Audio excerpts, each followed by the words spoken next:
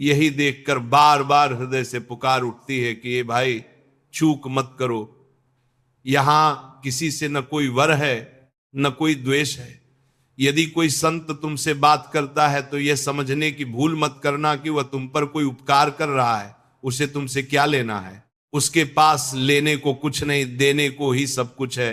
फिर भी जब वो तुम्हारे पास आता है, तुम्हारे साथ बैठता है, तुम्हारी आंखों में देखकर तुम्हें समझाता है, तो ये तुम्हारे ही कल्याण के लिए है।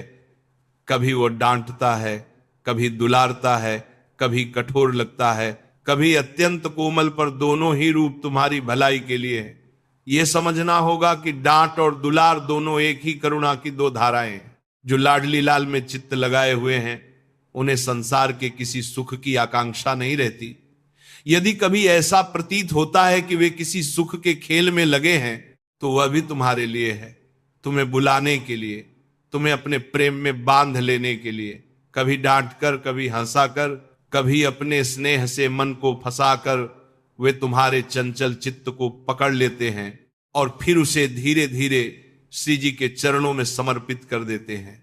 यही उनका कार्य है, तुम्हारे संसार में बिखरे हुए प्रेम को समेटना, उसे अपनी वाणी और अपने प्रेम की शक्ति से एकाग्र करना और फिर उसे प्रियालाल के चरणों में अर्पित कर देना।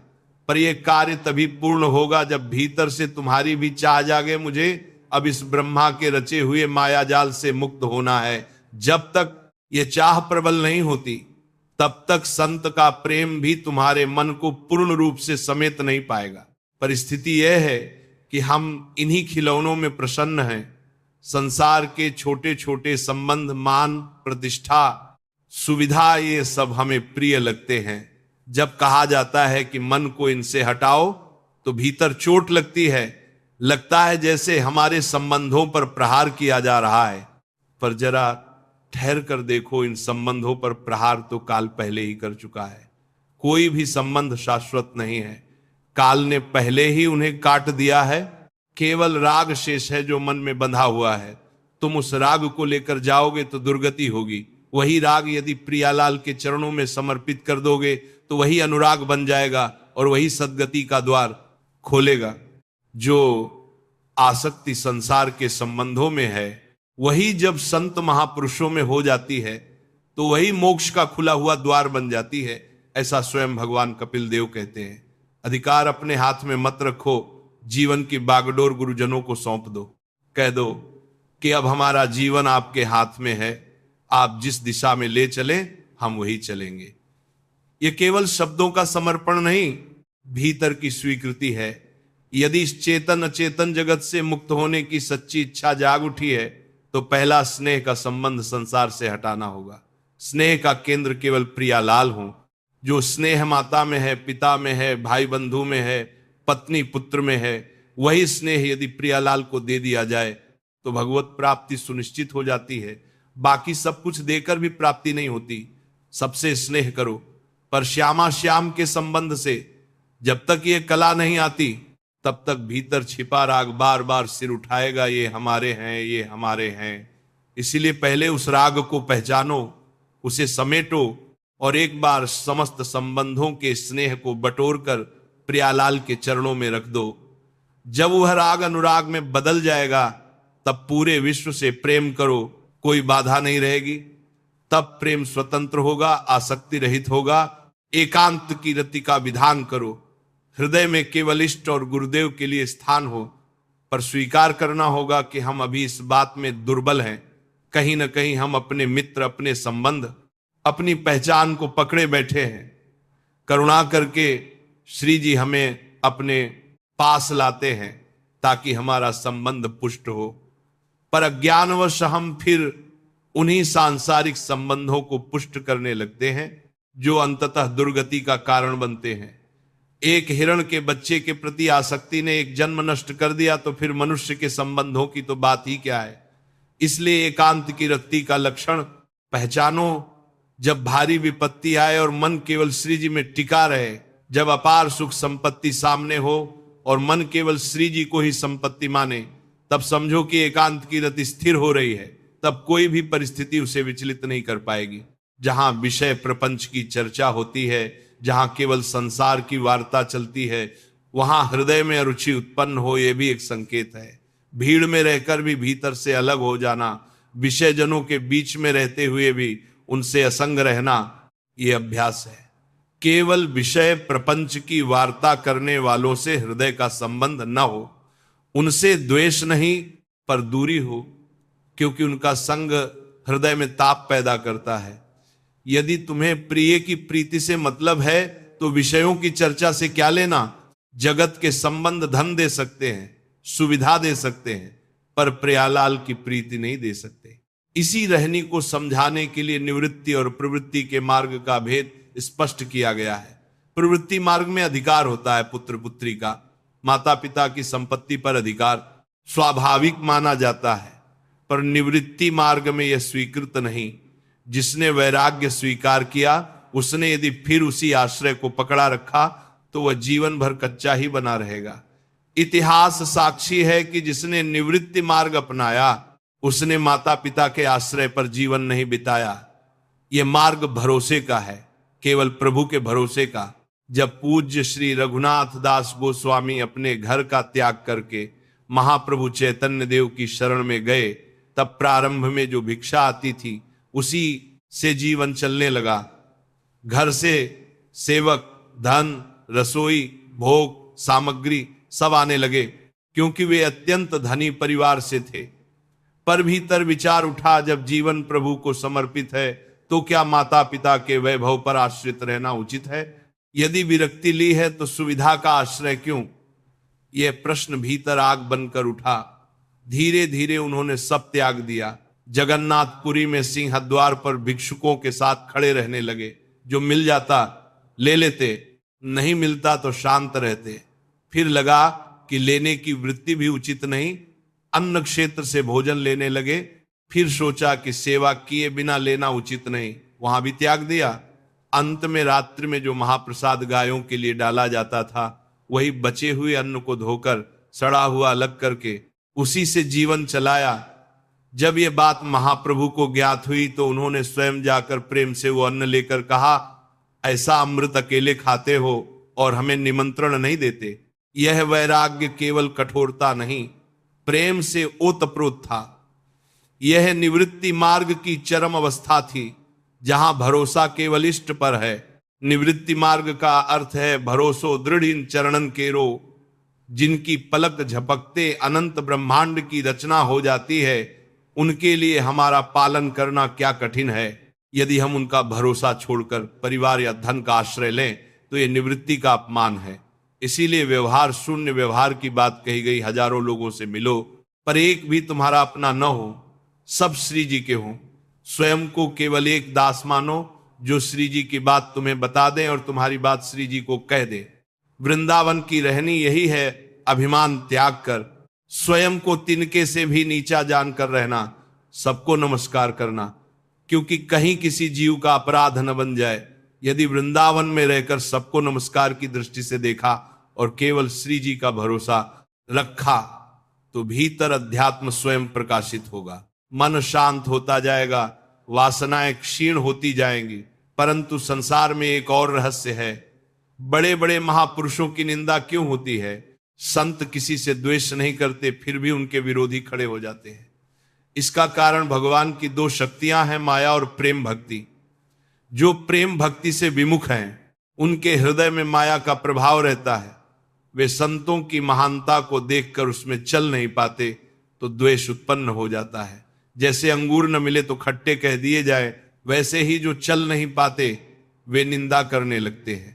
इतिहास उठाकर देखो, भक्तों को उनके अपने ही जनों ने विरोध दिया। नरसिंह मेहता हो या अन्य महापुरुष, निंदा, अपमान, यहां तक कि प्राणघात का प्रयास भी हुआ। पूज्यपाद उड़िया बाबा के साथ भी ऐसा हुआ कि किसी ने धन के लोभ में आकर सत्संग में ही उन पर प्रहार करने का प्रयास किया, पर संत ने क्रोध नहीं किया। उन्हें गुफा में ले जाकर गर्म दूध पिलाया, धैर्य दिया और शिष्यों को आदेश दिया कि उसे डांटना भी मत। किसने भेजा ये पूछकर द्वेष का बीज भी नहीं बोया। यही संतत्व है, द्वेष के स्थान पर करुणा। माया का खेल विचित्र है, वही लोगों को उकसाती है कि भक्तों से द्रोह करें, निंदा करें, पर यदि भगवान का नाम जप लिया जाए, यदि आश्रय ले लिया जाए, तो दृष्टि बदल जाती है। नाम जपने वाला सहृदय हो जाता है। वह घोर पापी पर भी करुणा करता है, क्योंकि उसका हृदय प्रेम से भर जाता है।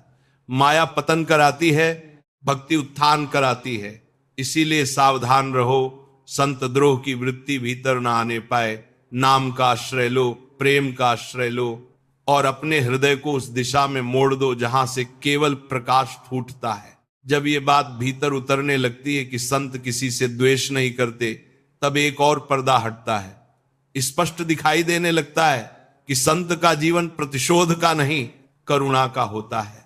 वे जिस पर भी दृष्टि डालते हैं, उसके भीतर छिपी हुई संभावना को देखते हैं।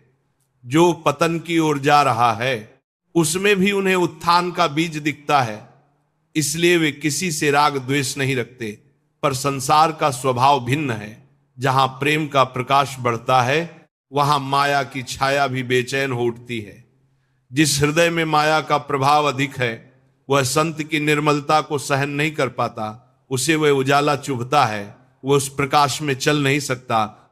इसीलिए उसकी प्रतिक्रिया निंदा और द्रोह के रूप में प्रकट होती है। जो प्रेम भक्ति से विमुख हैं, वे संत की स्थिति को समझ ही नहीं सकते। उन्हें लगता है कि यह सब दिखावा है, यह सब बनावटी है, यह सब असंभव है, क्योंकि वे स्वयं उस मार्ग पर एक कदम भी नहीं बढ़ा पाते।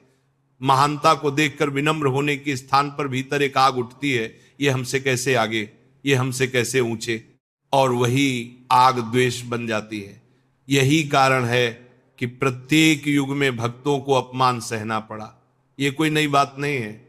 भक्ति जितनी ऊंची होती है, माया उतनी ही बेचैन होती है। पर यहां एक अत्यंत सूक्ष्म बात समझने योग्य है। संत पर जो प्रहार होता है, वह वास्तव में संत को नहीं, प्रहार करने वाले को नष्ट करता है। संत तो जैसे निर्मल आकाश हो, तुम पत्थर फेंको, आकाश को क्या होगा? पत्थर गिरकर तुम्हारे ही पास आएगा। संत के हृदय में द्वेष का स्थान नहीं, इसलिए वे प्रतिक्रिया नहीं करते। उनका मौन, उनका क्षमा भाव, उनका करुणा से देखना ही उत्तर बन जाता है। और जो द्रोह करता है, वह अपने ही कर्म के जाल में फंस जाता है। इसलिए पूछा गया कि क्या इससे बचा जा सकता है? हां, बचा जा सकता है यदि भगवान का नाम जप लिया जाए। नाम जपते ही हृदय की दिशा बदलने लगती है। नाम केवल उच्चारण नहीं है, वह भीतर की वृत्ति को बदल देता है। जो नाम जपता है, वह धीरे धीरे सहृदय हो जाता है। वह दूसरों की त्रुटि से अधिक अपने दोष को देखने लगता है। उसे दूसरों में गिरावट नहीं, संभावना दिखती है। वह घोर पापी को भी देखकर कहता है, इसे भी प्रभु मिल जाए। उसका हृदय सिकुड़ता नहीं, फैलता है। जो नाम नहीं जपता, उसका हृदय संकुचित होता जाता है, और संकुचित हृदय में ही द्वेष जन्म लेता है। यही कारण है कि जहां किसी महापुरुष का यश फैलता है, वहीं कुछ लोग निंदा आरंभ कर देते हैं। ये माया का स्वभाव है।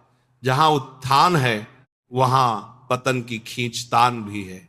माया गिराती है, भक्ति उठाती है, और मनुष्य जिस शक्ति के साथ जुड़ता है, उसी दिशा में चल पड़ता है। यदि माया से जुड़ गया तो पतन स्वाभाविक है, यदि भक्ति से जुड़ गया तो उत्थान अवश्यंभावी है। अब भीतर प्रश्न उठता है, हम किस ओर हैं? क्या हमारा हृदय प्रेम की दिशा में है या तुलना और स्पर्धा की दिशा में? यदि कहीं भी संत या भक्त के प्रति कटुता, संशय या तिरस्कार की वृत्ति उठती है, तो समझ लेना चाहिए कि यह माया का स्पर्श है। उसी क्षण नाम का आश्रय लेना चाहिए। उसी क्षण भीतर प्रार्थना करनी चाहिए, प्रभु हमारी दृष्टि बदल दो, हमें दोष देखने की नहीं, चरण देखने की दृष्टि दो। जब नाम का अभ्यास बढ़ता है, तो धीरे धीरे हृदय में एक शांति उतरती है। वही शांति फिर वैराग्य को स्थिर करती है। वैराग्य कठोरता नहीं है, वैराग्य का अर्थ है जिससे प्रभु दूर हो उससे दूरी, जिससे प्रभु निकट हो उससे निकटता। यदि किसी संग से मन में ताप बढ़ता है, विषयों की चर्चा से चित्त चंचल होता है, तो उससे हट जाना ही बुद्धिमानी है। ये किसी से द्वेष नहीं, अपने मार्ग की रक्षा है। एकांत की रति तभी पुष्ट होती है जब भीतर ये दृढ़ निश्चय हो जाए कि हमारा संबंध केवल इष्ट से, संसार से व्यवहार हो सकता है, पर आश्रय नहीं। संबंध हो सकते हैं पर स्वामित्व नहीं, सेवा हो सकती है पर अपेक्षा नहीं। जब ये स्थिति आती है तब व्यक्ति भीड़ में रहकर भी अकेला होता है और अकेले रहकर भी परिपूर्ण होता है। उसे भीतर एक अदृश्य संग मिलता है, इष्ट का, गुरु का। वही संग उसकी शक्ति बनता है। धीरे धीरे ये भी समझ में आता है कि शरणागति का अर्थ केवल अनुकूल परिस्थिति में प्रभु का नाम लेना नहीं है। शरणागति तब परिपक्व होती है जब विपरीत परिस्थिति सामने हो और कोई सहारा दिखाई न दे, जब सब आश्रय टूट जाए, जब नाम लेने के अतिरिक्त कोई मार्ग न बचे, तब जो पुकार निकलती है वही सच्ची शरणागति है। इतिहास में जिन जिन भक्तों को साक्षात्कार मिला उनके जीवन में ऐसा क्षण अवश्य आया जब संसार ने हाथ खींच लिया, उसी क्षण प्रभु ने हाथ थाम लिया। इसीलिए भीतर से ये मांग उठनी चाहिए, प्रभु हमारी आसक्ति का नाश कर दो, ऐसी परिस्थिति दे दो जिसमें केवल आप दिखाई दें। ये मांग सामान्य नहीं है, ये साहस मांगती है, क्योंकि जब आसक्ति टूटती है तो मन रोता है, पर वही रोना आगे चलकर आनंद का स्रोत बनता है। जब मनुष्य सब संबंधों से भागता हुआ अंततः एक आश्रय में आकर टिक जाता है, हरि और गुरु के चरणों में, तब उसे परम विश्राम मिलता है। भागना संसार से नहीं, आसक्ति से है। छोड़ना वस्तुओं को नहीं, स्वामित्व की भावना को है। रहना जहां प्रभु रखें, पर मन से कहना जैसे रखो वैसे ही राजी हूं। यही शरणागति है, यही निवृत्ति मार्ग का सार है। और जब ये स्थिति आती है तब वृंदावन केवल स्थान नहीं रहता, वह हृदय की दशा बन जाता है, जहां अभिमान नहीं, जहां सबको नमस्कार की दृष्टि से देखा जाता है, जहां स्वयं को तिनके से भी नीचा जाना जाता है, वही वृंदावन है। स्वयं को देखो, हमारे भीतर कौन सा बल है। गिरने का बल है पर संभलने का बल नहीं, फिसलने का बल है पर उठने का बल नहीं। उठाने वाला बल केवल गुरु का है, केवल इष्ट का है। जब यह स्वीकार सच्चे हृदय से होता है तब अहंकार ढहने लगता है। तब मनुष्य कहता है हमारे भीतर कुछ नहीं, जो है वह ये आपकी कृपा है। यही विनय फिर अपराध से बचाती है, क्योंकि जो स्वयं को तुच्छ जानता है वह किसी को तुच्छ नहीं समझता। और जब अपराध से बचाव हो जाता है तब अध्यात्म भीतर प्रकट होने लगता है। मन शांत होता जाता है, इच्छाएं क्षीण होती जाती हैं, विषयों की चमक फीकी पड़ जाती है। भीतर एक मधुर रस का अनुभव होने लगता है, चिदानंद का। यह रस बाहर से नहीं आता, भीतर से फूटता है।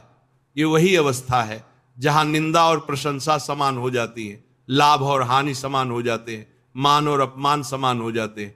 इस मार्ग पर सावधानी आवश्यक है, क्योंकि माया सूक्ष्म है। वह कभी कभी भक्ति का रूप लेकर भी आती है। वह कहती है देखो तुम कितने आगे बढ़ गए, तुम कितने त्यागी हो, तुम कितने विशिष्ट हो, और वहीं से पतन आरंभ हो सकता है। इसलिए निरंतर नाम, निरंतर स्मरण, निरंतर विनय आवश्यक है। जब तक यह देह है तब तक सजग रहना होगा। अंततः यही समझ में आता है कि संतों की वाणी, उनका डांटना, उनका दुलार, उनका उदाहरण सब हमें एक ही दिशा में ले जाना चाहता है। संसार के राग को अनुराग में बदलना है, माया के प्रभाव से हटकर प्रेम भक्ति की शरण में आना है, निवृत्ति मार्ग को दृढ़ विश्वास से अपनाना है। और यदि कभी भीतर द्वेष, कटुता या संशय उठे तो तुरंत नाम का आश्रय लेना है। यही रक्षा है, यही पथ है, यही उत्थान है। जब यह निर्णय भीतर पक्का होने लगता है कि हमें केवल हरि और गुरु का आश्रय लेना है, तब जीवन की दिशा ही बदलने लगती है। पहले जहां मन हजारों आश्रयों में बटा हुआ था, कभी धन पर, कभी व्यक्ति पर, कभी परिस्थिति पर, वहीं अब वह एक बिंदु पर टिकना चाहता है। पर यह टिकना सहज नहीं होता। जैसे वर्षों से इधर उधर भागता हुआ मन अचानक रुकना चाहे तो भीतर खिंचाव होता है। पुरानी आदतें पुकारती हैं, पुराने संबंध आवाज देते हैं, पुरानी सुरक्षित व्यवस्थाएं डराती हैं। अगर छोड़ दिए तो क्या होगा? पर यही तो परीक्षा है। भरोसा दृढ़ इन चरणन केरो, यदि यह वाक्य केवल गाया नहीं, जिया जाए तो हर भय का उत्तर मिल जाता है। जब कहा जाता है कि बिल्कुल भरोसे पर हो जाओ, तो उसका अर्थ ये नहीं कि बाहरी जिम्मेदारियों से भाग जाओ। अर्थ यह है कि भीतर से ये मान लो कि पालन करने वाला कोई और है। जिसने आज दिया है वही कल भी देगा। जो अनंत ब्रह्मांडों का नियंता है, उसके लिए एक जीव का पालन क्या कठिन है। पर हम अपने छोटे छोटे संग्रहों में सुरक्षा ढूंढते हैं। कोई वस्तु रख लेते हैं कि कभी काम आएगी, कोई संबंध बचा कर रखते हैं कि भविष्य में सहारा मिलेगा। पर जब सच्चा आश्रय लिया जाता है तब ये भाव आता है, जब आवश्यकता होगी वही भेज देंगे, पहले से क्यों पकड़ कर बैठे। यही तो आश्रय की परीक्षा है। गुरुजन इसीलिए अन्य आश्रय नहीं होने देते। वे जानते हैं कि धन का आश्रय, वस्तु का आश्रय, व्यक्ति का आश्रय, ये सब भीतर अदृश्य जड़े जमा लेते हैं। बाहर से भक्ति दिखाई देती है, भीतर से मन इन्हीं सहारों पर टिका रहता है। इसलिए कभी कभी वे ऐसी परिस्थिति बना देते हैं जहां सब छूटता हुआ प्रतीत हो। उस समय मन रोता है, प्रश्न करता है ऐसा क्यों, पर बाद में समझ आता है कि वही करुणा थी। पहले समझ में नहीं आता, बाद में स्पष्ट हो जाता है कि अन्य आश्रयों को हटाकर ही सच्चा आश्रय दृढ़ होता है। जब एकांत में बैठते हो, जब कोई अपना नहीं दिखता, जब परिस्थिति विपरीत हो जाती है, तब जो पुकार निकलती है वही असली शरणागति है। अनुकूल समय में नाम लेना आसान है, प्रतिकूल समय में नाम टिक जाए, यही साधना की परिपक्वता है। जब तक जीवन में कोई बड़ा झटका नहीं आता तब तक हम अपने सहारों को सच्चा मानते रहते हैं। पर जब वे सहारे टूटते हैं और हम देखते हैं कि वास्तव में कोई नहीं है, तभी आंख खुलती है। उस क्षण यदि नाम साथ हो तो वही डूबते को थाम लेता है। इसीलिए ये भीतर से ये प्रार्थना उठनी चाहिए कि हमारी आसक्ति का नाश हो। ये प्रार्थना बड़ी साहसपूर्ण है, क्योंकि आसक्ति का टूटना सुखद नहीं होता। पर यदि आसक्ति नहीं टूटेगी तो अनुराग नहीं जगेगा। जब तक मन में ये भाव है कि मेरा है, तब तक प्रिय का स्थान पूरा नहीं बनता। इसलिए कहा गया, भागते रहो संबंधों से, भागते रहो आश्रयों से। ये भागना पलायन नहीं, दिशा परिवर्तन है। संसार से भागकर जंगल जाना ही भागना नहीं, संसार के बीच रहकर भी भीतर से केवल एक आश्रय रखना ही सच्चा भागना है। और जब ये भागना पूर्ण होता है तब विश्राम मिलता है, परम विश्राम। फिर वृंदावन केवल एक भौगोलिक स्थान नहीं रहता, वह हृदय की अवस्था बन जाता है, जहां निष्कामता है, जहां सबको नमस्कार की दृष्टि है, जहां स्वयं को तिनके से भी नीचा जाना जाता है, वही वृंदावन है। जब स्वयं को सबसे छोटा मान लिया तब किसी से स्पर्धा नहीं रही, किसी से द्वेष नहीं रहा, किसी से अपेक्षा नहीं रही। फिर अपराध की संभावना भी कम हो जाती है, क्योंकि अपराध वहीं बनता है जहां अहंकार खड़ा हो। सोचो, यदि गुरु कृपा न हो, यदि प्रियालाल की कृपा न हो, तो हमारे भीतर क्या बल है? गिरने का बल तो है, विषयों में फिसलने का बल है, पर गिरकर उठने का बल कहां है? वह तो केवल गुरु का बल है, इष्ट का बल है। जब यह अनुभव हो जाता है कि हमारे पास कुछ भी अपना नहीं है, जब तभी विनय आती है, और विनय ही भक्ति का द्वार खोलती है। अभिमान में भक्ति नहीं ठहरती, अभिमान में तो केवल तुलना, स्पर्धा और द्वेष पनपते हैं। अध्यात्म का प्रकाश धीरे धीरे भीतर फैलता है, वह शोर नहीं करता, वह चुपचाप आता है। जैसे भोर का उजाला अंधकार को हटाता है, वैसे ही नाम और आश्रय का अभ्यास भीतर के विकारों को कम करता है, मन शांत होने लगता है। पहले जो विषयों की चर्चा आकर्षित करती थी वह फीकी लगने लगती है। पहले जो संग प्रिय लगता था उसमें रुचि होने लगती है। ये घृणा नहीं, दिशा का बदलना है। जैसे किसी को मधुर अमृत का स्वाद मिल जाए तो वह कड़वे रस की ओर स्वाभाविक रूप से नहीं जाएगा, पर सावधानी यहां भी आवश्यक है। कभी कभी मन ये सोच लेता है कि अब हम आगे बढ़ गए, अब हमें कोई हिला नहीं सकता। यहीं से पतन आरंभ होता है, क्योंकि जब तक देह है तब तक माया का स्पर्श संभव है।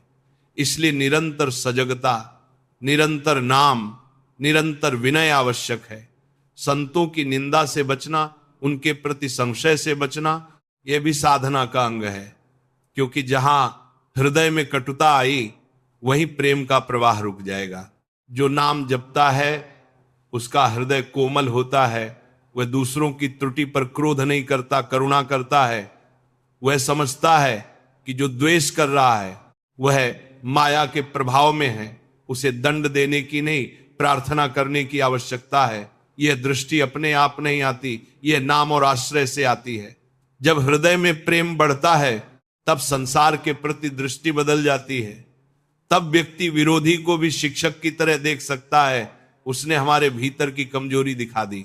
इस मार्ग में चलना आसान नहीं, पर असंभव भी नहीं। आवश्यकता केवल इतनी है कि निर्णय दृढ़ हो।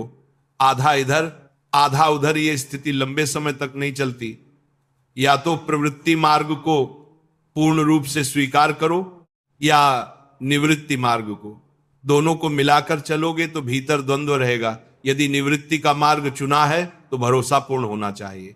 यदि प्रवृत्ति में हो तो भी भीतर का आश्रय स्पष्ट होना चाहिए।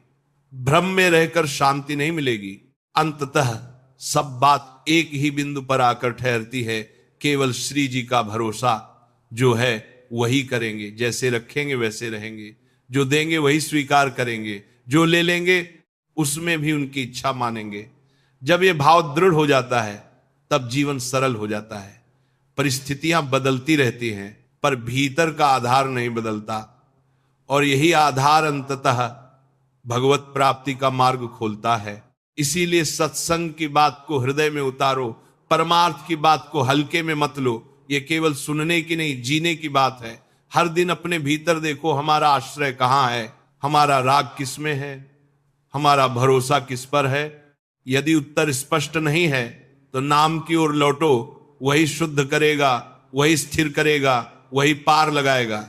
माया गिराती है, भक्ति उठाती है, और चुनाव हमारे हाथ में है कि हम किस शक्ति का साथ चाहते हैं।